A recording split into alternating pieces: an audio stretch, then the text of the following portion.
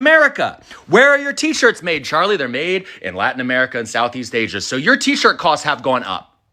Your costs are going up. You don't buy American. You don't use American labor. You just use American voters. And then you turn to them and tell them the money's on the dresser and it's never there. Wait, what was that?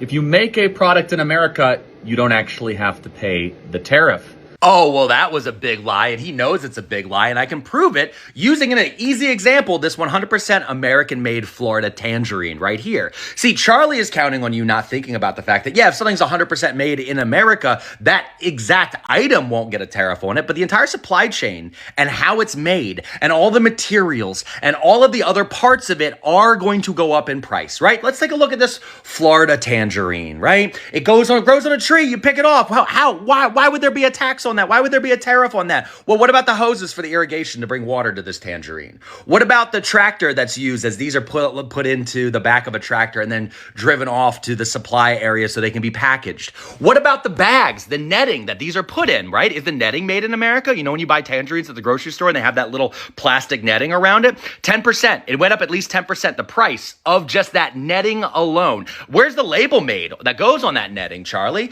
And then let's go talk about the rest of the supply chain. The truck that took that you needed to go put this tangerine at the grocery store.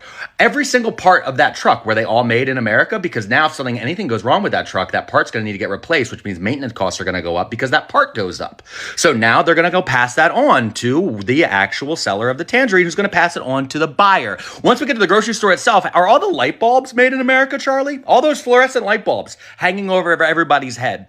What about the shelving units? What about the refrigeration units that are used in the produce section, Charlie? What about all of the other different parts of that building itself of the grocery store? Is there anything that might need to be replaced in the near future that isn't made in America? Because all of them went up at least 10% because we put a 10% tariff on the entire world at the minimum, and at the maximum, it is percentages that we can't even imagine because they were imagined by ChatGPT as they were handed off to college students that you spent the last 4 years distracting from going into their classes while you stood out in a tent and yelled, "No, it's the wokes and DEI that are causing all these problems, Charlie."